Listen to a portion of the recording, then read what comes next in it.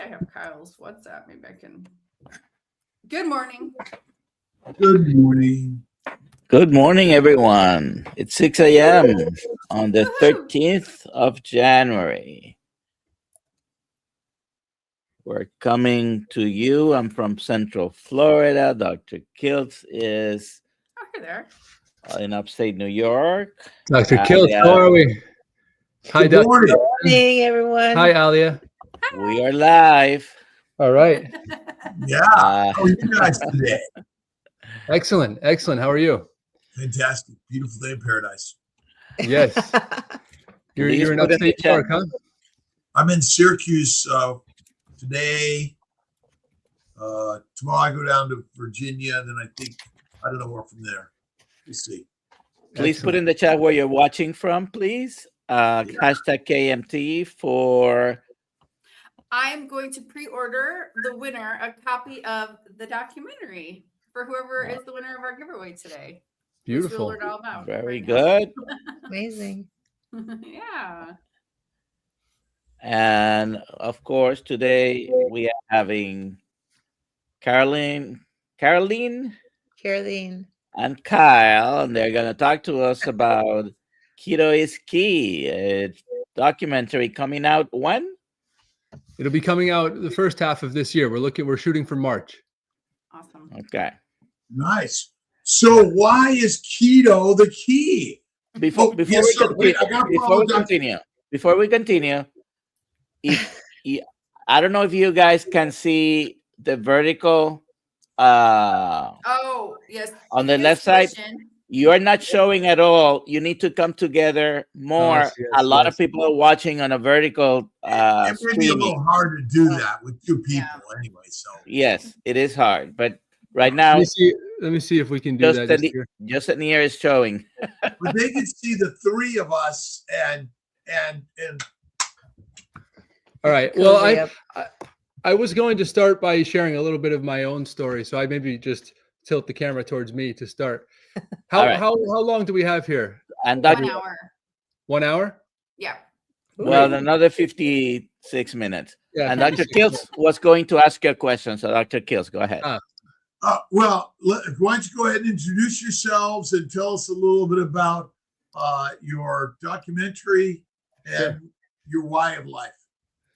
Absolutely. Yeah. So my name's Kyle Kesses. I'm the producer of an upcoming documentary called Keto Is Key. And I'm going to tilt the screen over just to introduce Caroleen Moise. She's the director of the upcoming film. This is Caroleen's third documentary film. Yes. Third documentary film, this time on keto and fasting. Because I'm myself an avid ketovore and also prolonged faster. All my films come from an experiment of one, so I decided to make my third film on this. And there are other reasons, of course, that we'll talk about later, but that's it. Yeah, we'll get into it as well. Thank you, Caroleen. Caroleen has been a really guiding light for me in terms of filmmaking. But I'll tell you a little bit about how I got into this because I think a lot of people listening may also be able to connect to this. So for me, back on February 6th of 2024, I was awakened in the morning by a video call from my mom, and she had been 16 hours in the emergency room waiting for an MRI. By the time she called me, they had actually gotten the MRI results back, and they had told her that there was a mass on her brain.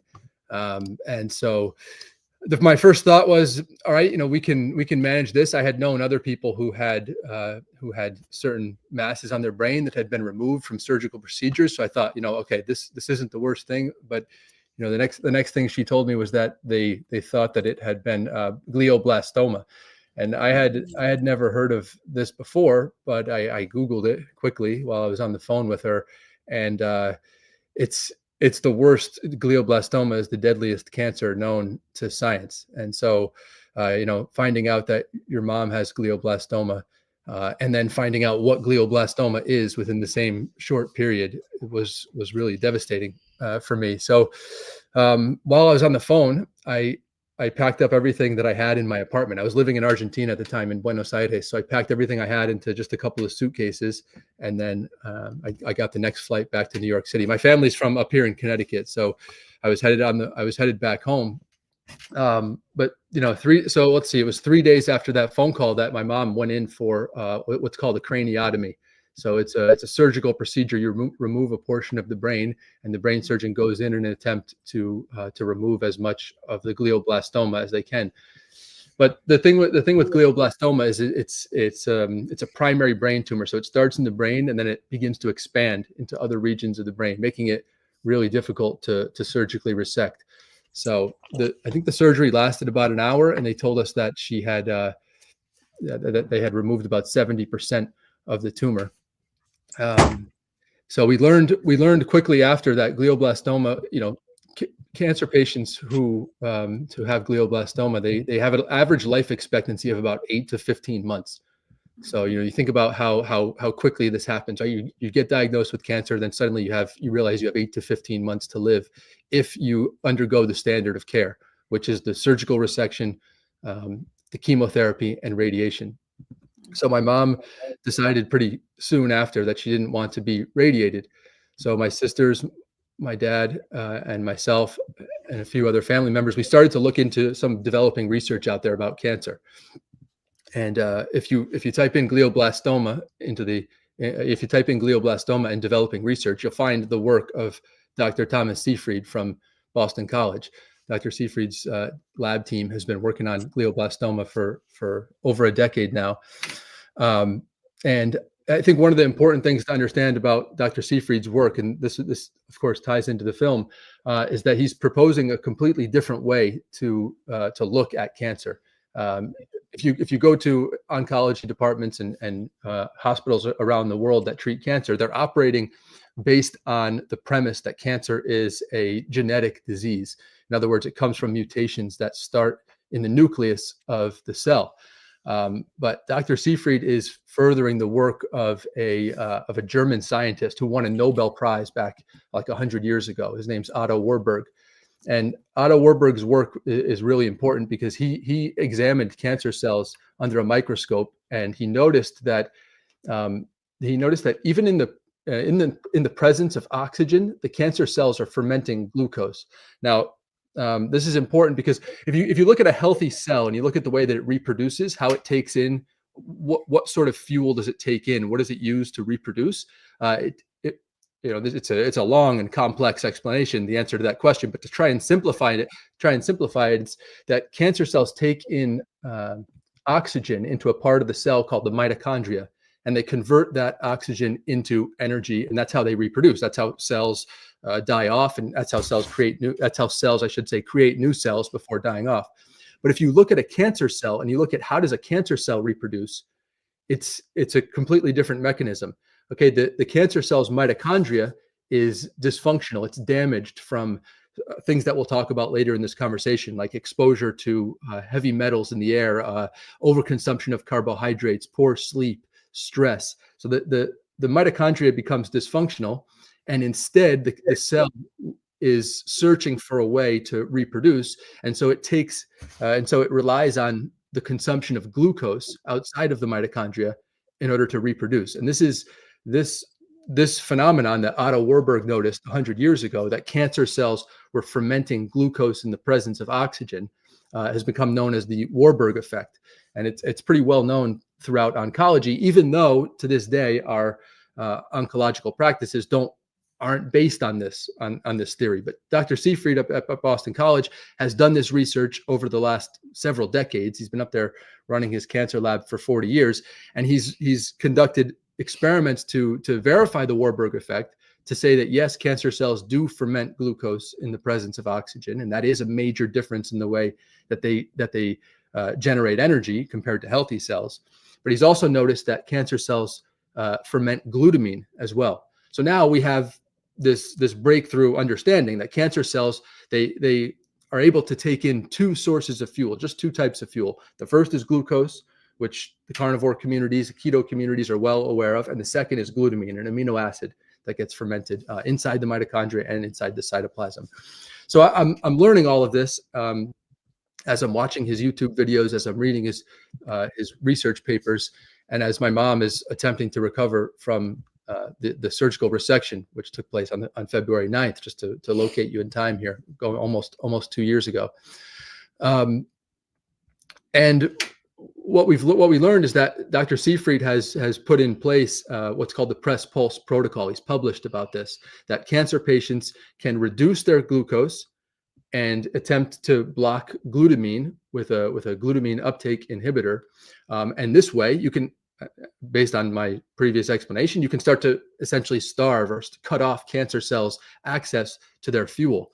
And so we tried to put this in motion with my mom. We tried to, the first few things we did, we ordered a food scale. We started weighing everything that she would eat. We started to map out her meals in a very systematic manner. My sister came from data management. And so she would create these spreadsheets, how many grams of carbohydrates, how many grams of protein, how many grams of fat per meal.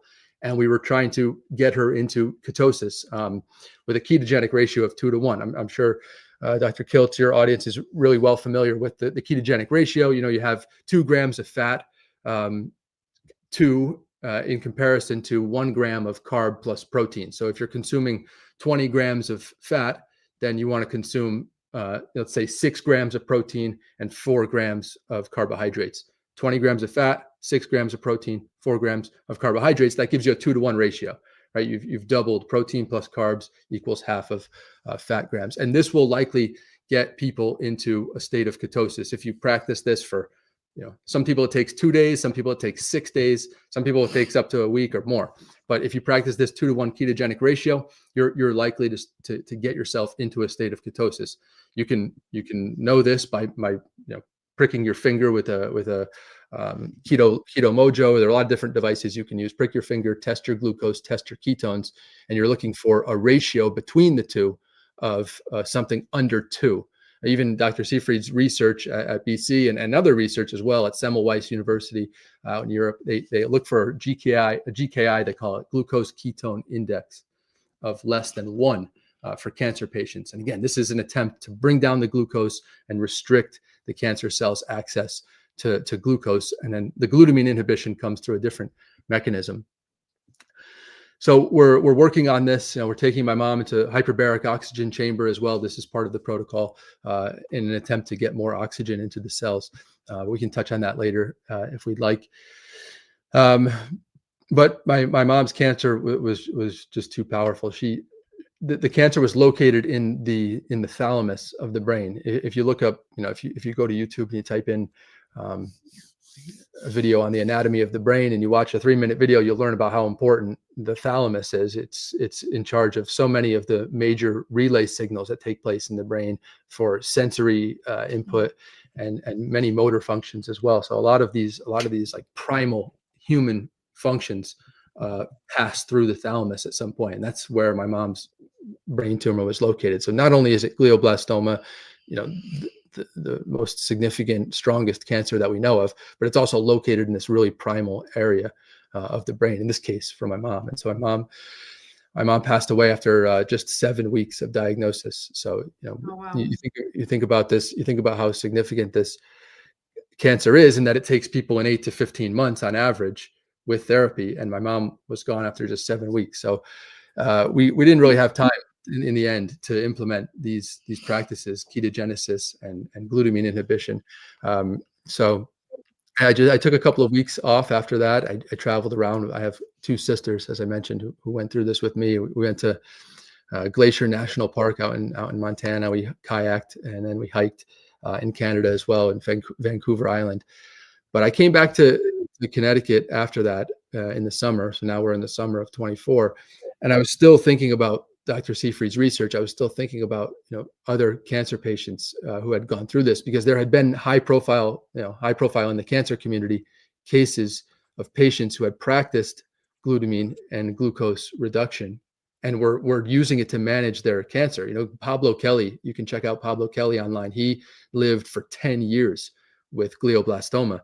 And all he did was lower his glucose. I mean, think about that for a second. You have Pablo Kelly, who was diagnosed with a glioblastoma in, I think, 2014.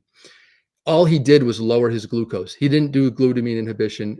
He didn't do hyperbaric oxygen. He didn't do mebendazole, which are other components of the Press Pulse protocol. He just lowered his glucose, and he actually did have periodic surgical resections to keep the glioblastoma at bay.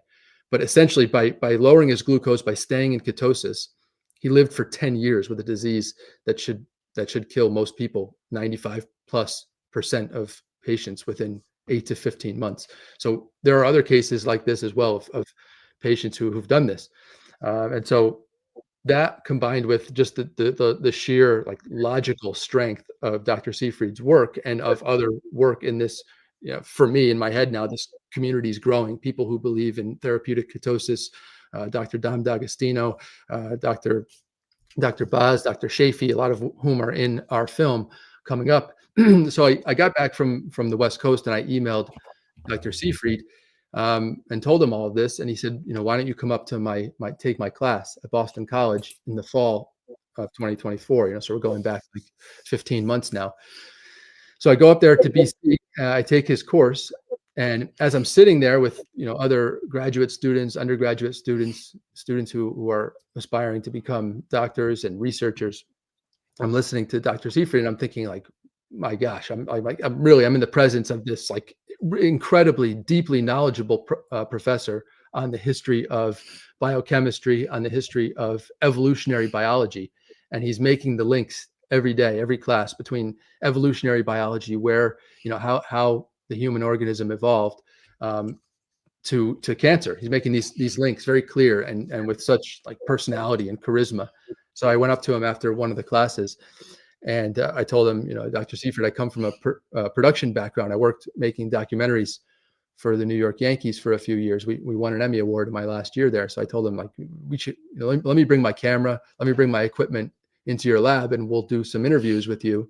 You can start to get this information out onto the internet. He'd already been a guest on podcasts. I'm sure a lot of the listeners this morning have heard him on podcasts, but I started to interview him and we launched his YouTube channel and we got like 45,000 subscribers in the first year. And that's been a great, I think, move forward for his work up at Boston College. But about 6 months later, let's say, a filmmaker came in to his lab and she was working on a documentary, her third documentary film, and it was set to feature Dr. Seyfried and others, as I mentioned, Dr. Seyfried, Dr. Sean O'Mara, Dr. Rashni Sangani, who's practicing out in India, and it was Caroleen, who's seated next to me this morning. So I wish we had a camera lens wide enough for both of us here, but Caroleen came in, and she was working on a film that was primarily centered on visceral fat. It was her concept was to look at the fat that builds up around the organs, around the liver, around the heart, and this is really significant. Dr. Sean O'Mara is a leader in this field, but this is becoming well known. You have non-alcoholic fatty liver disease, for instance, where a fat builds up around the liver and it leads to many downstream chronic illnesses. And so Caroleen was working on this film already. She and I met that morning almost a year ago in Boston College. We soon after became a couple, and then we started to work on this film together. And so it started to take a bit of a different direction. The more and more interviews that we conducted going forward, the more we started to realize that everybody in every doctor, every researcher that we were focused on, they were in some manner, to answer your original question, Dr. Kills, they were in some manner advocating for the use of the ketogenic state in order to prevent and reverse chronic illnesses. So that became the title of the film, because whether it was Rashni Sangani in India, who's an American-born doctor practicing in Mumbai, because there is this epidemic of diabetes in Mumbai, in her home country where her parents are from. So she's decided to go out there and help she's decided to help people with diabetes treat their diabetes using low carb diet. And a lot of these folks out in India are vegetarians. And you guys know very well how difficult that can be to remain in ketosis while eating a vegetable-based diet. But she's doing it out in India. Of course, Dr. Seyfried, I extrapolated on his work how low carb is important to his protocol to reduce cancer cells viability. Then you have Dr. Seyfried you have Dr. O'Mara who's prescribing sometimes 3 days of fasting to his patients in order to reduce visceral fat. So we started to see this. Dr. Pradeep Jamnadas down in Florida, he's a cardiologist, using fasting and ketogenic diets to reduce the buildup of fat around the heart and to actually improve coronary heart artery disease as well. So that became the basis of the film. And we realized, like, it's ketosis. While there are many other metabolic pathways that are activated when you go into ketosis or when you fast, the generation of ketones in the liver by the liver was really one of the key metabolic processes that we noticed. And I'll just finish up this long intro here by just giving my interpretation of what ketosis is, because we hear it a lot. We see it on magazine covers and it comes up on our YouTube feeds, keto this, keto that. But to me, I think the real important, the most, to distill it the best I can, is that once you stop consuming carbohydrates, I know a lot of people listening will know this, but a lot of people listening won't know this, so I'll share it. When you stop consuming carbohydrates, whether that be through fasting, whether that be through the carnivore diet, whether that be through a 2-to-1 ketogenic ratio of consumption, again, 2 grams of fat over 1 gram of a combined protein and carbohydrates, your body starts to deplete the sugar that's stored in the body, in the muscles and in the liver primarily. So as you're walking around, as you're exercising, as you're going through your day, you're using the stored glycogen in the muscles and in the liver. Now, once that glycogen is depleted and there's, let's say, no more glycogen in the body, there's no more glucose remaining, the body begins to look for another form of fuel. It says, okay, we have no access to glucose. We're not taking in carbohydrates. We've used all the stored glucose. Let's go to the fat stores around the organs. Let's go to the fat stores, subcutaneous fat stores around the body, in the stomach, the legs, wherever. And let's, send that fat to the liver, and the liver converts the fat into ketones. And the ketones get sent to the heart, and they get sent to the brain and other vital parts of the body. And the brain in particular loves running on ketones. The heart uses the ketones, and the ketones are more energy efficient. It takes you fewer ketones in order to generate the same energy that glucose is able to help you generate as a fuel. So this is keto, right? You lower the carbohydrate intake, you expend all of the glucose that's stored in the body. Once that process happens, could take 36 hours for somebody, could take 48, could take 6 days, 2 weeks for some people who are really metabolically unhealthy. But once that glycogen and glucose stores are gone, now you start to use the fat in your body. And that fat, when it gets used, gets converted to ketones. And this is what allows the brain and the heart to run really. And this leads to innumerable therapeutic effects that I'm sure have been. I know Dr. Ben Bickman was on Dr. Kiltz's podcast just a few months ago. I listened. That was a terrific episode. And I mean, he's a great. I mean, he's terrific to a commentator and a scientist on this whole thing. So, I mean, that's a long intro, but you told me we had an hour, so I felt like we could get into it. It's really been great, you guys. By the way, for those listening, if you want to hear a lecture by Dr. Seyfried, look in our channel. He was with us in Boston when we were last June.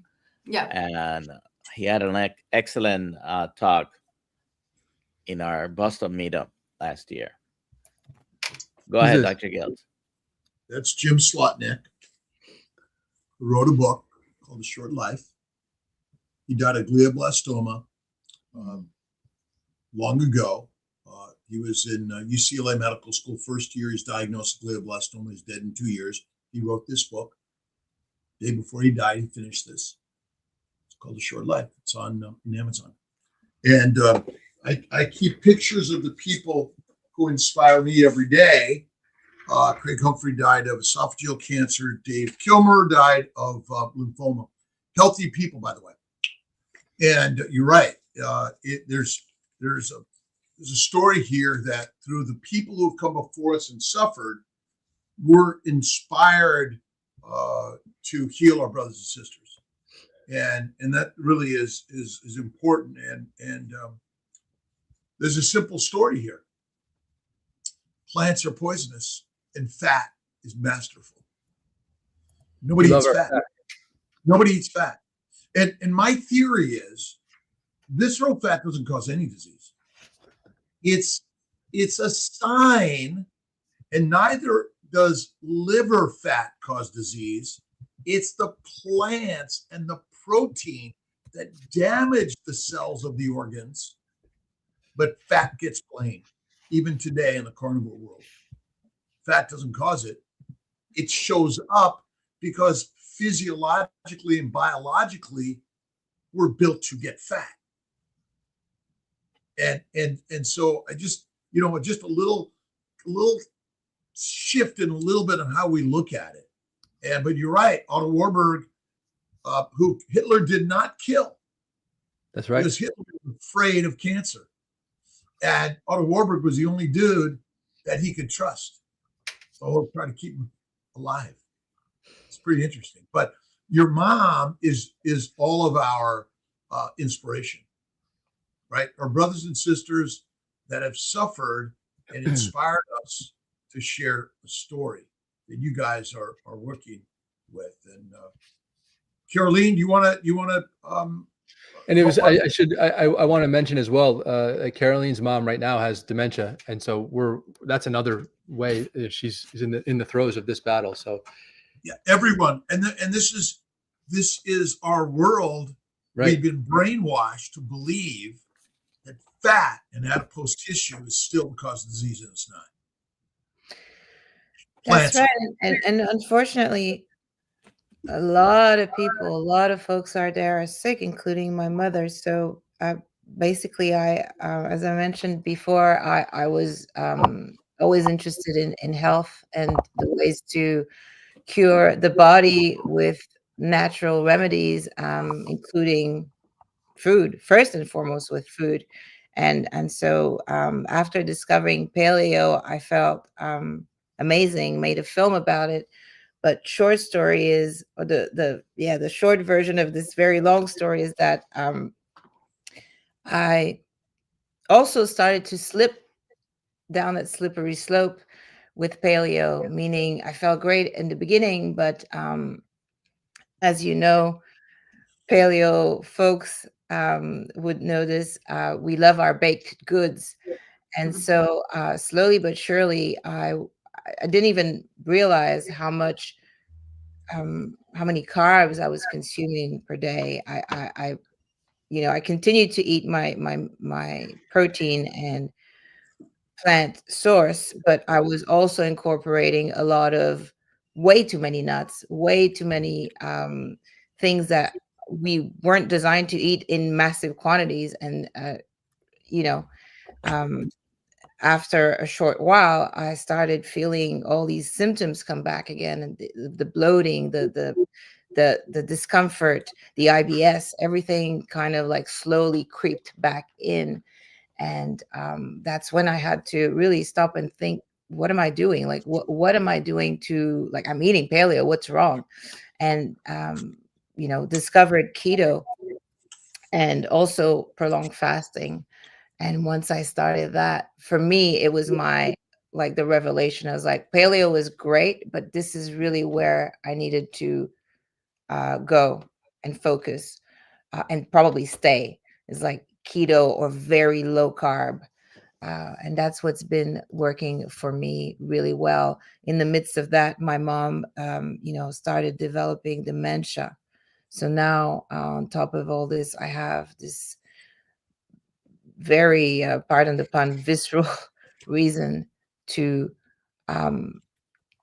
really make this permanent shift in my life, but also for my mother, because we're trying to, I don't live with her, but we're trying with my brothers and my father, we're trying to put her on a ketogenic diet and limit her carbs as much as possible. And this diet for now is mostly animal based, of course, and a lot of contains a lot of healthy fat and protein.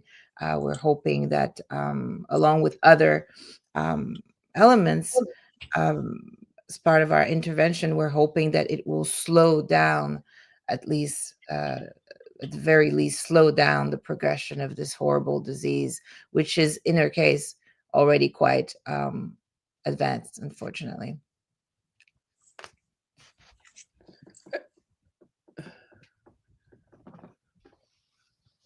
A Guide to Fertile Life and Beyond, Dr. Kiltz's health building book. It's sort of we all transitioned. I was, standard diets, Good on you. and then found Atkins and Weight Watchers, and then found paleo. My patients taught me paleo, and then I found keto, and then we cleared all the yik yak and found carnivore.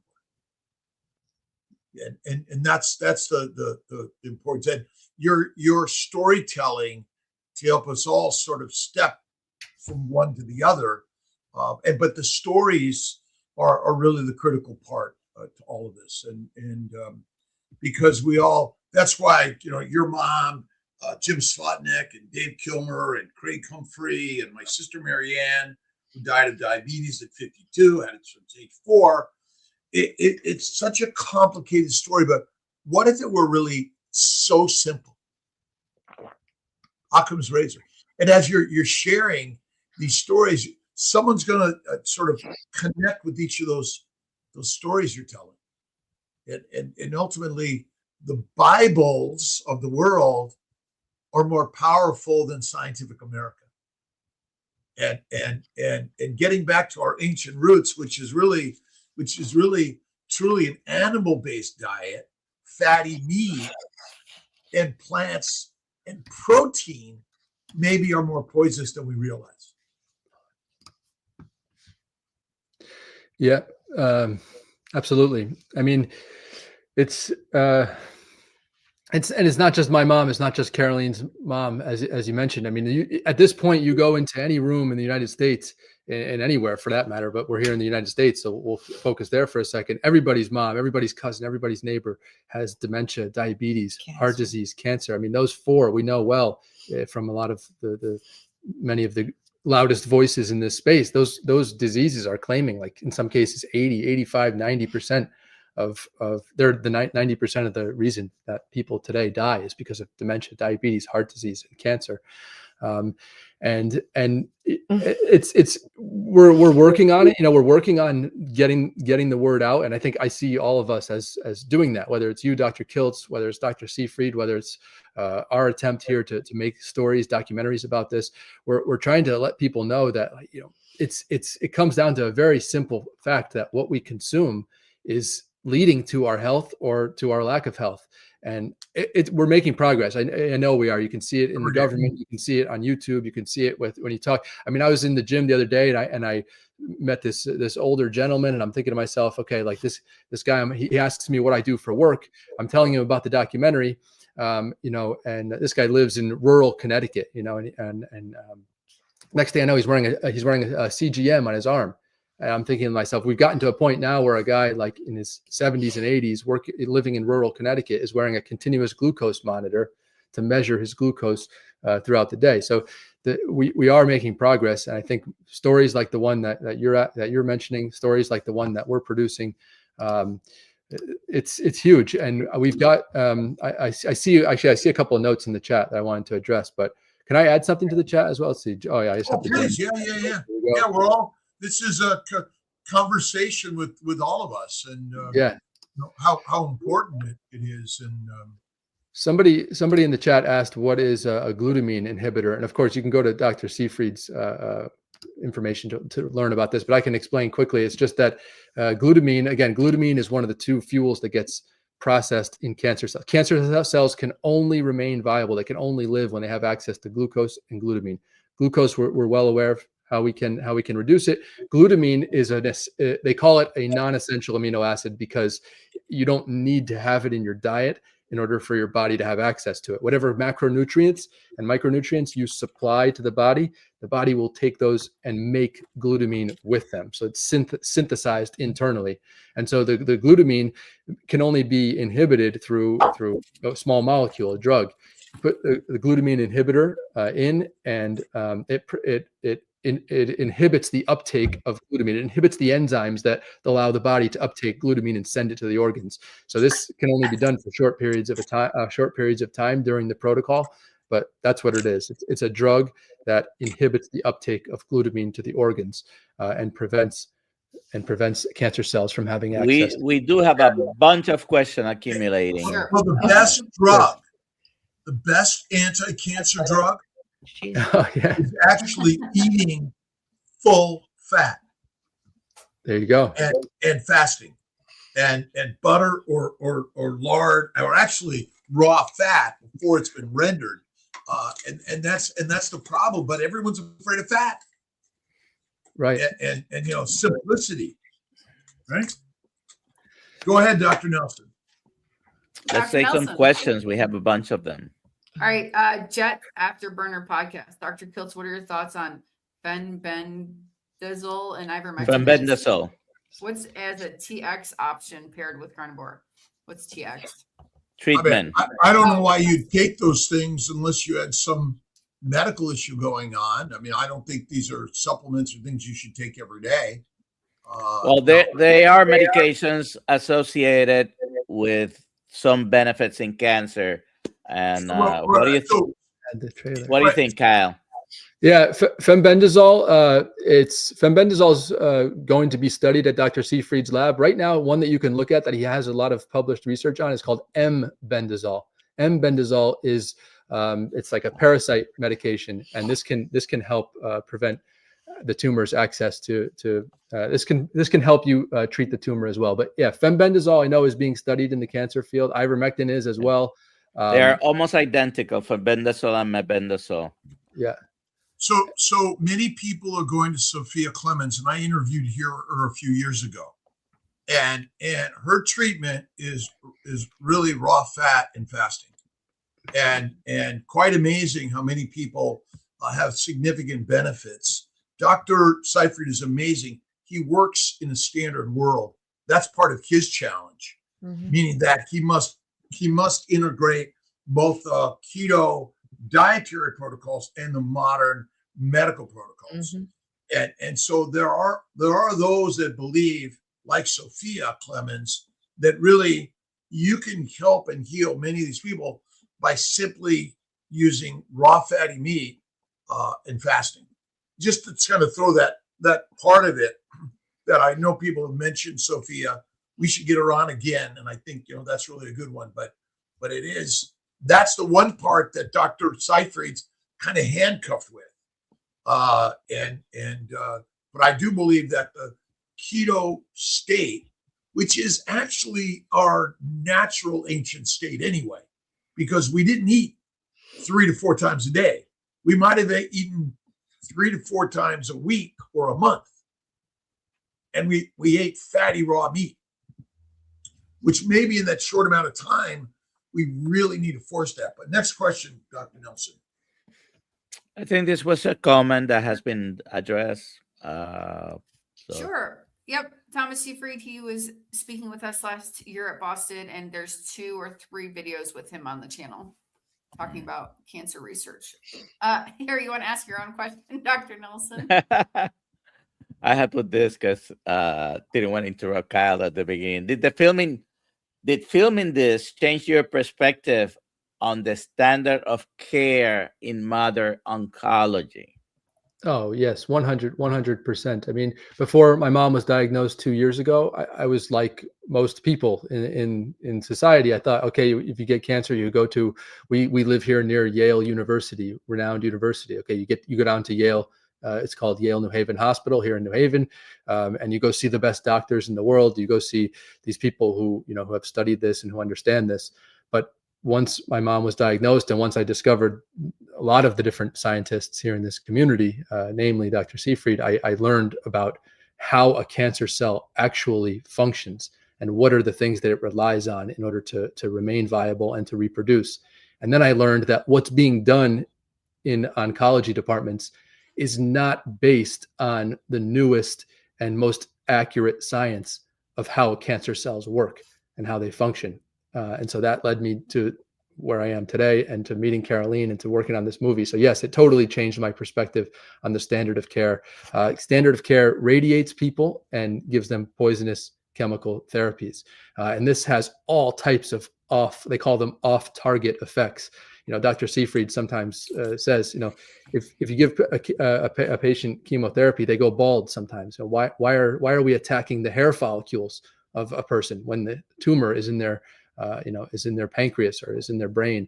But yes, it totally did change my perspective.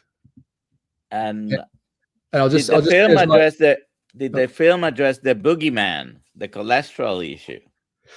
Yeah, I'll let Caroleen talk about that, because Caroleen, her first documentary is called Love Paleo, back in 2016, Caroleen. And back in 2016, going back a decade, Caroleen already had in her documentary, was already touching on this, which has now become a major topic here 10 years later.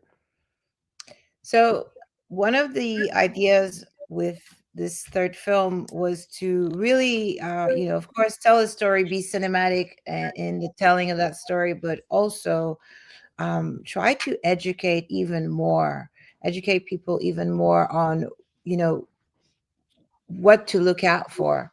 So there will be in the film a section where we address the cholesterol issue, and we talk about statins and why, like we're being prescribed these drugs left, right, and center, because unfortunately, unlike you, Dr. Nelson and Dr. Kilt, the medical community, the mainstream medical community still doesn't seem to understand that these numbers are to be interpreted in synergy, not just one isolated figure. And here's a pill for you, here's a drug, and oh my gosh, your LDL is way too high. Not understanding that depending on what the person eats, that will obviously affect their the levels, the cholesterol levels and whatnot. So that's part of my mission with this film, is to really make sure that people understand for themselves how to interpret to a certain degree, and bring this to their doctors, and not be just like a passenger sitting there with like my doctor telling me everything I need to know about my body, and me not understanding or vaguely understanding these concepts. One thing I can add to that, just the best I can do is just tell you what these doctors have told us. And Dr. Pradeep Jamnadas down in Florida, I mean, he, as I mentioned him before, he advocates for fasting, advocates for a ketogenic state. He helped us understand that, to answer the question more directly, does address the cholesterol issue. A lot of people look at LDL cholesterol as a leading marker for heart disease. Dr. Pradeep Jamnadas helps us understand this just a little bit more granularly, quite a bit more granularly, when he says that you want to look, the first thing you want to look at beyond that is, in those cholesterol particles, are they large and fluffy particles, or are they small and dense particles within that LDL distinction? So that's something that modern blood tests will help you understand.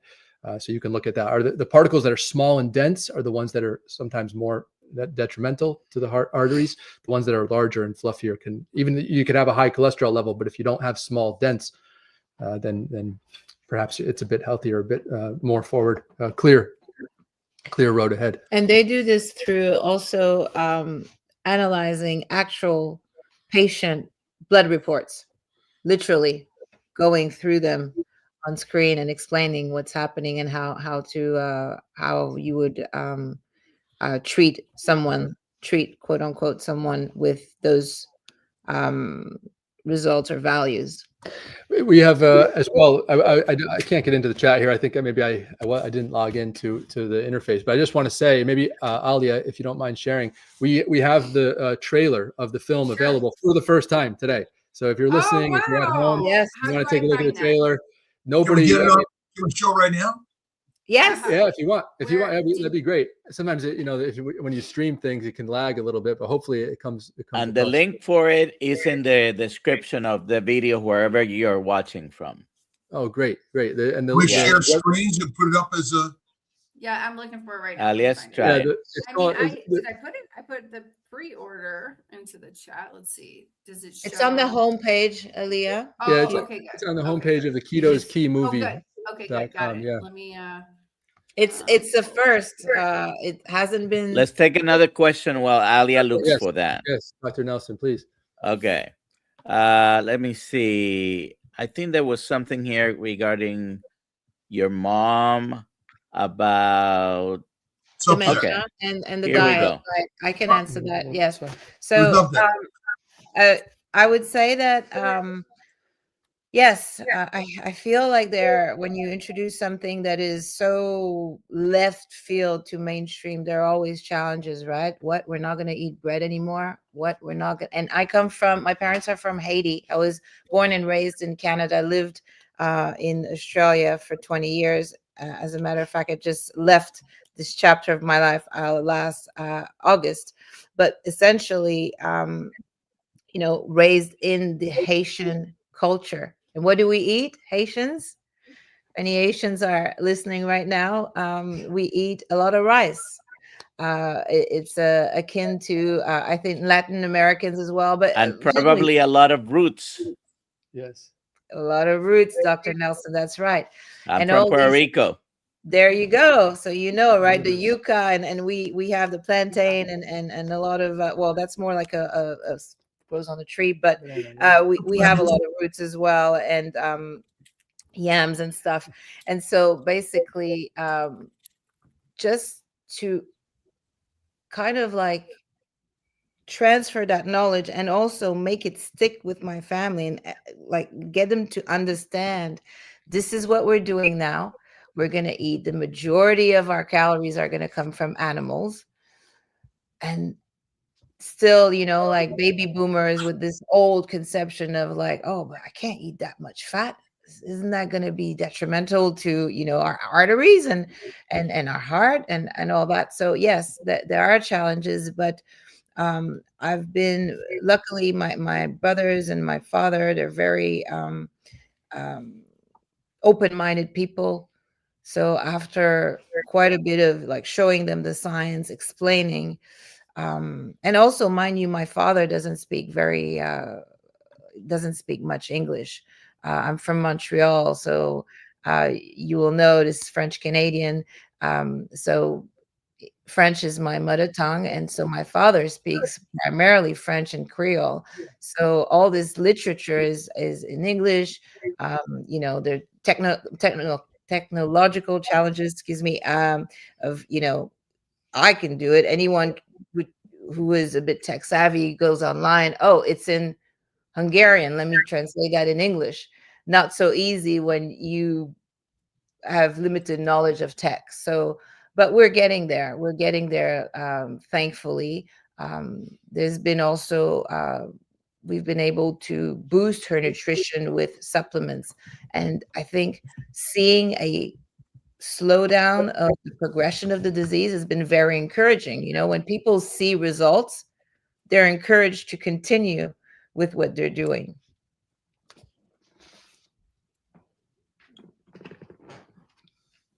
Okay, I got it.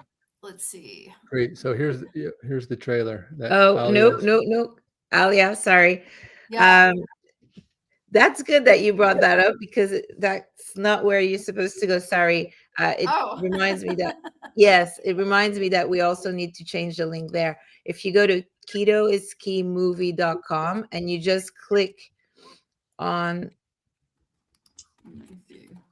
ketoiskeymovie.com. Let's see what pops up. And if it changes. There you go. Yay. Okay. And then just below is the watch the trailer. Okay, let's do just below. Just if you just button, under that scroll button, down, you'll see the trailer. that's a safer bet. Let's click on that okay, one. Yes. Let's do that. Okay. Thank you. See if this works. Yeah, you're welcome. In a really sick cardiac patient, if you only have a cholesterol of 50, you're in big trouble. Because that aorta opens up, you're dead in seconds. You don't live long if that thing ruptures. He said, Lindsay, this is about as bad as you see. When you look on the inside, you're morbidly obese. Fat is not supposed to be in some places of the body. Fat is supposed to be stored in fat storage. Have we been describing this as radiologists? No. Most doctors will look at, oh, this number's high, here's a pill for you. Essentially, he has a death sentence. What did our ancestors 500,000 years ago eat? We have limited food availability, and it would be unnatural to not go in a state of ketosis. Now we have foods that are just rich with fructose, damages mitochondria. Know what you're actually putting in your body. Learn to count your macronutrients. When they explained to me where I had gone wrong, that's when I realized why I was so sick. You can reverse prediabetes and type 2 diabetes by putting somebody on a ketogenic diet. Every patient deserves the best shot possible. That incorporates the best diet possible, which we think is a ketogenic diet.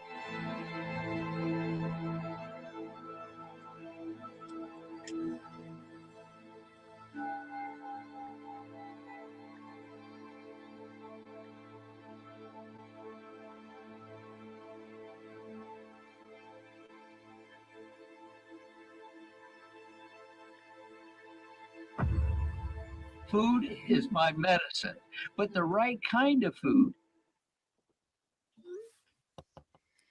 That was awesome. Awesome. Thank you. Thank you. Thanks. So this is a full-length feature documentary that we've been working on. Caroline's been working on this for about 2 years. I've been involved in the project for almost 1 year.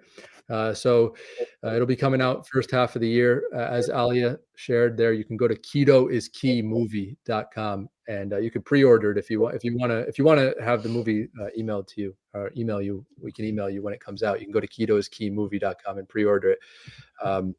But this is again, this is Caroline's third documentary. So we're right now in conversations because people often want to know, where can I go see it? We're in conversations. The way it works in the filmmaking industry is you have all these streamers that we're all using now: Hulu, Netflix, all the big ones, Amazon Prime, and then there's usually a middleman called a distributor that you have to work with in order to get the movie onto these platforms. So right now we're in that process of negotiating with the distributor. And then to have them present it to these major streamers. We've already gotten a lot of interest from distributors who want to get it out to Netflix and Hulu and others. Awesome. But even if that, sorry, Dr. Kiltz, go ahead. You've been working on this project and you've seen the suffering. Is there a basic, simple story that you can relay? And it's the bottom line of this movie and the whole reason we're all doing this. Yeah. Absolutely. I mean, if I had to try to distill it, there are a lot of different messages, but I think to distill it would be to understand what you're putting in your body. And I think previously it had been, don't eat junk food and all of that. But now we're realizing that you can even get more specific than that. If you can reduce your carbohydrate consumption, and if you really want to get specific and measure it, 20 grams of carbohydrates per day or fewer, if you can reduce that, you can get your body into a really healthy state, and you can start to heal major issues that so many of our families are dealing with. I think it's also about reminding people about how powerful food is over pharmaceuticals, which is our go-to in North America, and that wave has taken over the rest of the world as well, or is on its way. So we're trying to reverse that tide, right, and remind people, and educate people. For the ones who don't know at all, educate them on the power of food, and those who used to know and forgot, it's about reminding them how powerful what you put in your mouth is. How much it's a challenge because of our cultural roots, which are mostly peasant roots. Yeah, peasants are fed plants. Peasants are fed plants. You keep them domesticated. Yeah, and even in a lot of cases in history, reduced quality. Like let's just compact it into a biscuit or something even less vibrant, less alive. Just one more thing I want to touch on, because we haven't talked about this as much, is the fasting element. We talked about a bit of carnivore, a lot of ketosis, but fasting as well is an incredibly powerful tool in order to get our bodies into this state that we keep talking about. So Caroleen has done a lot of prolonged fasting, and I think we'll start to hear more and more about this as we go forward in these next. What's few the years. longest Caroleen has done? I'm still a novice, Dr. Nelson. 8.5 days. Okay, well, that's good. That's good. But beyond that, did 22. I did 15. I'm on day 2 of 7 days of fasting right now. Nice. Oh, excellent. How do you feel, Dr. Kiltz? Your day 2. Awesome. I feel awesome. Always awesome, by the way. You lead with your thoughts first. Faith is always first. faith trumps everything, fatty meat and fasting. And it's amazing. We can do whatever we think we can do or can't do. Yeah. Dr. Kill, someone wants to know, long handle here, Jets Afterburners podcast. Can you clarify what raw fat is?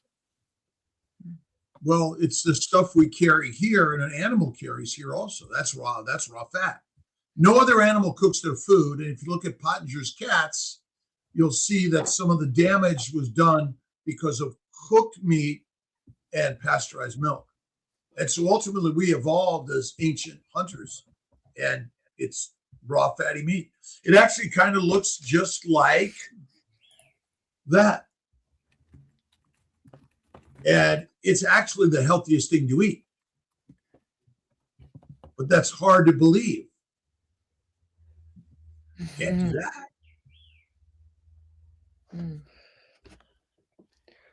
We need to do the giveaway. We'll get that. You click it as we're talking. Next question. I wanted, if I could say one more thing, I just want to say to a lot of the people listening before, as we go into the giveaway, Dr. Kiltz, if you haven't had a chance to talk to him, I know a lot of the listeners who come on the show, if you haven't had a chance to meet him, talk to him. He's one of those guys that if you wake him up at 3 a.m, I can guarantee you he's got the same personality, the same spunk, the same charisma that he does on camera. No matter when you meet him, we met him down in Florida, and we really appreciated you, and we just want to tell you that sometimes you see people online and they're putting on a persona. I think that's what I want to say. But Dr. Kiltz, he is who he is through and through, and that's super, super powerful. Well, blessed to you guys. And you were so much fun, Dr. Kiltz. You were so much fun. We had a great time down there. I loved it. And it was so good. And again, the sharing the stories, because nowadays so much of our information is strictly through the stories that you're creating and the documentaries, and that's such an important thing to keep exploring and expanding. I mean, my sense is that a cancer cell is actually not the problem. It's the environment. It's simply trying to thrive and survive in an environment that we've created that is deadly for it. And it's probably has more value than we understand. It's a reason we're alive, but the environment is saying to them, they're bad, and it's a marker of a bad environment, I would say. Again, you mentioned, the what we breathe, drink, and eat. It's not just what we eat; it's all those things that come into this, and along with what we think. Yeah, I remember talking to you down in Florida. You focused at one point, I remembered quite vividly, on the power of the gut, and I think that's. You correct me. I think it was like you were telling me that the microbes, like we have a lot of microbes in the gut, but we wouldn't want those microbes in other parts of the body. We wouldn't want them in our bones or in other parts of the body. And so it's important to understand the distinction between the environment in which the food is processed and the other sub-environments in the body. Yeah. Are you referring, Dr. Kiltz, to what Pasteur? I'm sorry, Aliyah. I was just saying, are you referring to what Pasteur said on his deathbed? He admitted that terrain was everything. Essentially, we got to look at the soil is alive with infinite microbes and macrobes and things like that. Mm-hmm. And when it's damaged, the organ systems and the organisms flourish or die in an unnatural way. And so death is natural to all of us, all organisms, but there's a war and a fight here that science is trying. It's scientism, I call it. It's claiming it knows, but in fact, none of us were meant to live in Haiti on rice or bread and wheat around the world, or potatoes around the world. We're just eating an unnatural plant-based, and we've forgotten our ancient nature, which is fatty raw meat. That's right. Dr. Kiltz, I got to hit the end live. Well, you can hit the end live. We'll see everyone. See everyone tomorrow. Thank you so much.